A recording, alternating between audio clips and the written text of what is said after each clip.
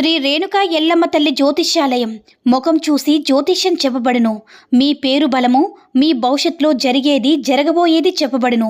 మీ కుటుంబ సమస్యలు, చదువు, ఉద్యోగం, మనశ్శాంతి, ఆరోగ్యం మరియు సకల సమస్యలకు పరిష్కారం చెప్పబడును. భయము, అనారోగ్య సమస్యలు, అనుమానం, చెడు పూజలకు కూడా పరిష్కారం చూపబడును.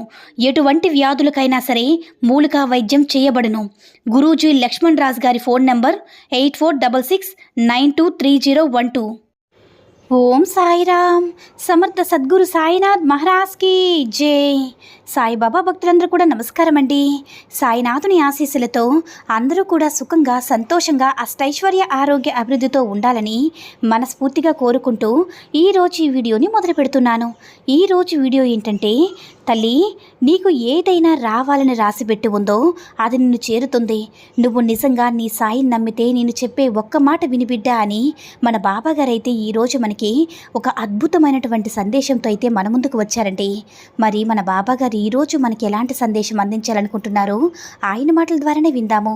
మరి ఆయన మాటలు వినే ముందుగా ఈ వీడియో కనుక నచ్చినట్లయితే మరికొంతమంది బాబా భక్తులకు రీచ్ అయ్యేలా షేర్ చేసి లైక్ చేయండి. అలాగే మన ఛానల్ని ఎవరైనా మొదటిసారిగా చూస్తున్నట్లయితే తప్పకుండా సబ్స్క్రైబ్ చేసుకుని మాకు కొంచెం సపోర్ట్ చేయండి. మరి మన బాబాగారి సందేశం ఏంటంటే, బిడ్డ, నువ్వు ఏ శుభవార్త కోసమైతే ఎదురు చూస్తున్నావో ఆ శుభవార్త తప్పకుండా వింటావు బిడ్డ. ఇది నీ కోసం సాక్షాత్తు నీ షిరిడీ సాయి నీ కన్నింటిని, నీ కష్టాన్ని చూడలేక మీ సాయి నీ కోసం పంపిస్తున్నటువంటి ఒక గొప్ప వార్త బిడ్డ. నీ మనసుకు, నీకు మనోధైర్యాన్ని, ప్రశాంతతను చేకూర్చే విధంగా నీకు నేను ఎన్నో విధాలుగా ఎన్నెన్నో సందేశాలను, ప్రతి సూచనలు కూడా సూచిస్తూ వస్తున్నాను. నా భక్తుల హృదయం నాకు ఒక పెద్ద ఆలయం బిడ్డ. అది కూడా నీకు తెలుసు కదా, అదే నాకు అసలైనటువంటి షిరిడి. మీకు కూడా మీ మనసులోనే ఒక పెద్ద ఆలయాన్ని కట్టి నిరంతరం కూడా సాయి సాయి అంటూ నా యొక్క నామస్మరణాన్ని జపిస్తూ నా పైన మీకున్నటువంటి భారాలన్నీ కూడా మోపుతూ నాకు నా బాబా ఉన్నారు, అంతా నా బాబా చూసుకుంటున్నారనే ధైర్యంతో మీరు నాపై పెట్టినటువంటి భారాన్ని ఏ రోజు కూడా విడిచిపెట్టిన బిడ్డ. ఎందుకంటే నా బిడ్డలపైన నాకు అమితమైన ప్రేమ ఉంది కాబట్టి. మీకు నాపై ఉన్నటువంటి ప్రేమకు, భక్తికి నేను ఎప్పుడు కూడా దాసోహమై ఉంటాను. మీరు ఎప్పుడు కూడా పొరపాటు పడవద్దు. నేను మీ కష్టాలను చూడడం లేదని, మిమ్మల్ని గమనించడం లేదని, మీకు ఎదురయ్యేటటువంటి సమస్యల నుంచి మీ నుంచి దూరంగా వెళ్ళిపోతున్నానని ఎప్పుడు కూడా భ్రాంతి చెందవద్దు బిడ్డ. అలా ఎప్పుడైతే మీ మనసుకు అనిపించిందో అప్పుడు మీరు ఒక మాయలో చిక్కుకున్నారని అర్థం. నేను లేకుండా మీరు ఎలా ఉండగలరు చెప్పండి, ఎలా ఉంటారు చెప్పండి. నిరంతరం కూడా మీ బిడ్డలను ఏ విధంగా అయితే జాగ్రత్తగా తన యొక్క రక్షణలో చూసుకుంటూ ఉంటాడో నేను కూడా అంతే బిడ్డ. నా బిడ్డలకు వచ్చేటటువంటి అపాయాలను ముందే తెలుసుకుని వారిని తప్పకుండా అనుసరిస్తూ, వారికి జరగబోయేది ముందే నాకు తెలుసు కాబట్టి నేనన్నీ కూడా జాగ్రత్తగా పరిశీలిస్తూ ఉంటాను బిడ్డ. నీకు కావాల్సింది ముందే ఇస్తే ఏది కూడా దాని గురించి సంపూర్ణంగా మీరు తెలుసుకోలేరు. అందుకే కొన్నిసార్లు ఆలస్యం అవుతుంది.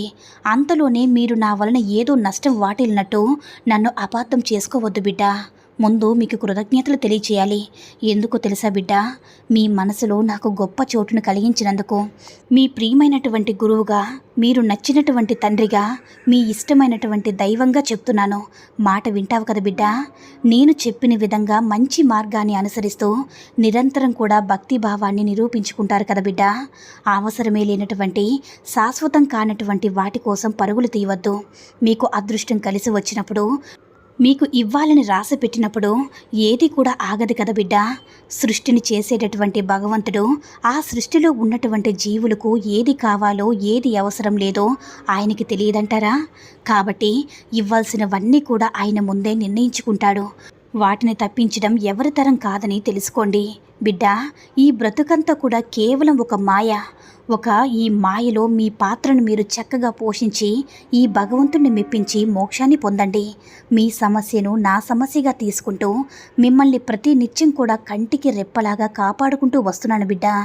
మీరు నా ముందు దుఃఖిస్తూ చేస్తున్నటువంటి ప్రార్థనలు అవ్వచ్చు, అలాగే మీ సమస్యలు నాకు విన్నవించుకుంటూ మీరు ఎంత బాధపడుతూ ఉంటారో నేను చూస్తూనే ఉంటాను. ఆ క్షణం నా గుండెలకు హత్తుకుంటూ ఓదార్పును కూడా ఇస్తాను బిడ్డ. కానీ మీకు కనిపించకపోవచ్చు. కనిపించినా కనిపించకపోయినా నా స్పర్శను పూజా సమయంలో మీరు గుర్తిస్తారు బిడ్డ. మరి నేను ఇప్పుడు ఇలాంటి అనుభూతిని పొందలేదు బాబాని అంటావేమో. మరి నువ్వు ఏ విధంగా ఆలోచిస్తే ఆ విధంగానే నీ ఆలోచన విధానం ఉంటుంది.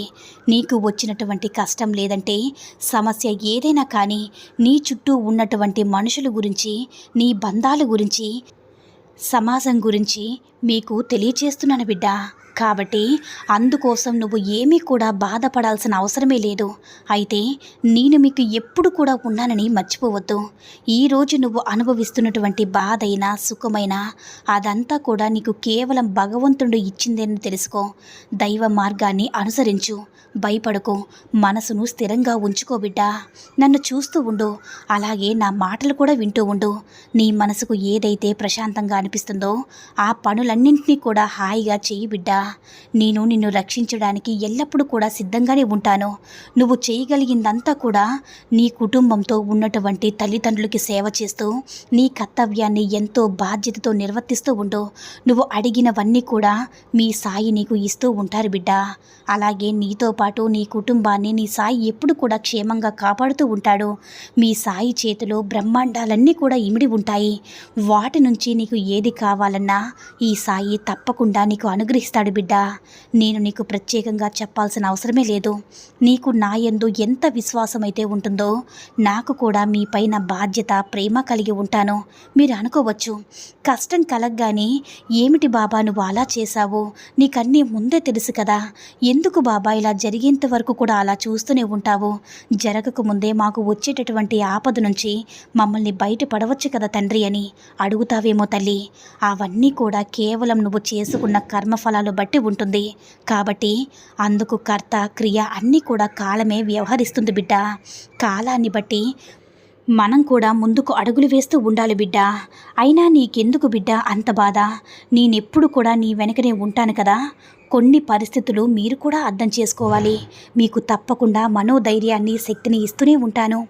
ఏ వ్యక్తి, ఏ వస్తువు, ఏ విషయము, ఎలాంటి పరిస్థితి అయినా సరే నిన్ను దుఃఖానికి గురి చేయలేవు బిడ్డ.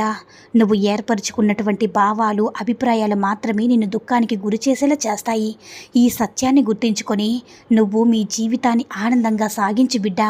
నీకు అండగా నువ్వు నమ్ముకున్నటువంటి నీ దైవాన్ని, మీ సాయిని ఎప్పుడు కూడా మీ వెనకాలే ఉంటాను. ఇది సత్యం తల్లి. నువ్వు చేయలేకపోయినా, అంటే నా కోసం నువ్వు ఏ పూజా పునస్కారం చేయలేకపోయినా, దైవాలయానికి వెళ్ళి నన్ను దర్శించలేకపోయినా సరే మీ మనసులో మనసారా సాయి అని పిలువు చాలు బిడ్డ. నీ సాయి యొక్క అభయం తప్పకుండా నీకు అందుతుంది బిడ్డ. నా కోసం ఒక చిన్న పని చేస్తావా తల్లి? నీకు ఎవరైనా సరే ఆకలితో ఉన్నవారు, ఏ జీవైనా, లేదంటే మనిషైనా, లేకపోతే ఎవరైనా సరే నిస్సహాయత కలిగిన వృద్ధులైనా సరే నీ కంటపడితే నీకు చేతనైనంత సహాయం చేయి తల్లి. అంటే వారికి ఆ పూట కడుపు నిండా భోజనం పెట్టడానికి ప్రయత్నించు బిడ్డ. ఇదే నువ్వు నాకు చేసినటువంటి పూజ. నీ సాయి మాటని తప్పకుండా అంగీకరిస్తావు కదా బిడ్డ. ఇలా చేస్తే నీకున్నటువంటి కర్మఫలాలన్నీ కూడా పోయి పుణ్యఫలాలను నీకు తప్పకుండా అందిస్తాను తల్లి. ఆ పుణ్యఫలాలు నీకు, నీ బిడ్డల భవిష్యత్తుకి ఎంతగానో ఉపయోగపడతాయి బిడ్డ. 2 రోజుల నుంచి మనసులో ఆలోచనలతో సతమతమైపోతూ ఉంది కదా బిడ్డ. నీ మనసును ప్రశాంతంగా ఉంచుకోలేక నరకాన్ని అనుభవిస్తున్నావు. ఇకనైనా సరే ప్రశాంతంగా పడుకో బిడ్డ. నీ మనసు ఆనందంగా కలిగించే పరిష్కారం అయితే నేను అందిస్తాను. నీ మనసును ప్రశాంతంగా ఉంచుకొని ఆనందంగా జీవించు బిడ్డ. నీకంతా మంచి జరుగుతుంది అని మన బాబాగారైతే ఈరోజు మనకి అద్భుతమైనటువంటి సందేశాన్ని అయితే అందించారండి. సాయి మహిమల ద్వారా వచ్చిన ఈ సందేశం మీ అందరికీ కూడా నచ్చిందని అనుకుంటున్నాను. ఈ వీడియో కనుక నచ్చినట్లయితే మరికొంతమంది బాబా భక్తులకు రీచ్ అయ్యేలా షేర్ చేసి లైక్ చేయండి. అలాగే మన ఛానల్ని ఎవరైనా మొదటిసారిగా చూస్తున్నట్లయితే తప్పకుండా సబ్స్క్రైబ్ చేసుకుని మాకు కొంచెం సపోర్ట్ చేయండి. సర్వే జన సుఖినో భవంతు. జై సాయిరామ్.